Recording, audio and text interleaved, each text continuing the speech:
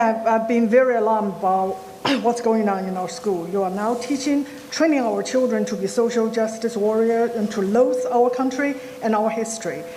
Growing up in Mao's China, all this seemed very familiar.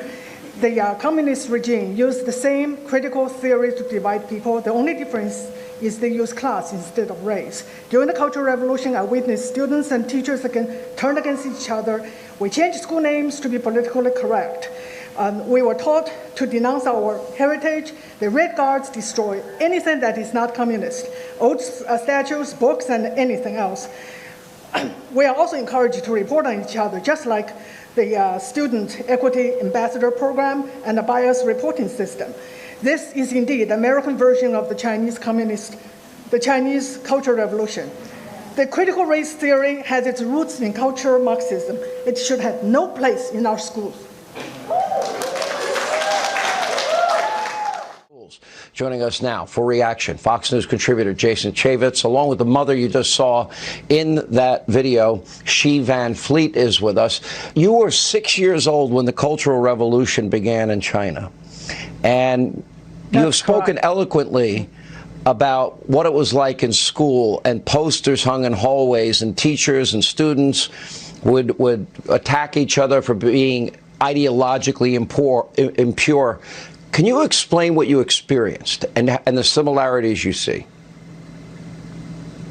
Okay, I just want to let the American people know that what's going on in our school and in our country is really a replay of the Cultural Revolution in China. And I want people to see there's similarities, and the similarities are terrifying. They use the same ideology and same methodology, even the same vocabulary, and with the same goal. The ideology is cultural Marxism, and we were divided into groups as oppressor and oppressed. And here we use race, and there they use class. And the people here who have a different review were labeled racist. But in the Cultural Revolution, the label is counter-revolutionary. So it is a hat that fits all. And once the hat is on your head, your life is ruined. And the methodology is also very similar. It's cancel culture. We basically cancel the whole Chinese civilization pre-communism. And we changed our school names, street names, store names. We changed even our personal names. My name is Xi, and I was named after the city I was born, Xi'an. Xi means west. It also refers to the imperialism. So I wanted so bad to change my name because I want to be more communist. I'm glad my parents convinced me not to. And the vocabulary is even the same, wokeness. And to be specific, we used class wokeness. In Chinese, it is 阶级觉悟. Your level of wokeness determine your chance to get promotion or to get benefit. And who decides your level of wokeness? It is the party leaders.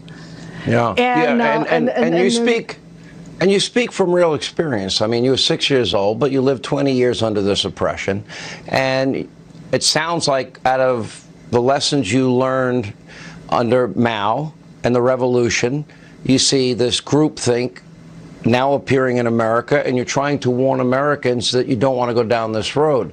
Congressman Chaffetz, let me ask you. I mean, you see what is being taught here. What is your reaction, and do you see the similarities? I do see the similarities, but to hear it firsthand from Xi, I'm just proud of her for speaking up. I'm proud of her for doing it the American way and actually going out of her comfort zone and making an issue of this. So on behalf of millions of people all across this country, thank you for doing that. I'm very proud of what Ron DeSantis is doing. You know, he was on our oversight committee. He was pretty good. But you know what? As governor, the guy is great. And he's doing the right thing. But it's going to take ordinary people doing extraordinary things. And so I just want to thank her for voicing what so many millions of people and parents know is happening, and we got to change it. I'll give you the last word, Sichuan Fleet, because I think, what would your message be to America if they continue to go down this road? I just want people to know that the freedom is fragile, and we can lose it any time if we don't defend it. And there's a lot of Chinese Americans who have the same experience and share my point of view.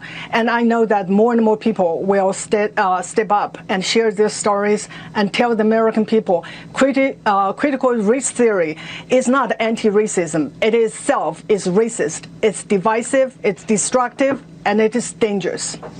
All right. Thank you so much. I'm sorry you had to live that way. And Congressman, it's great to see you as always. When we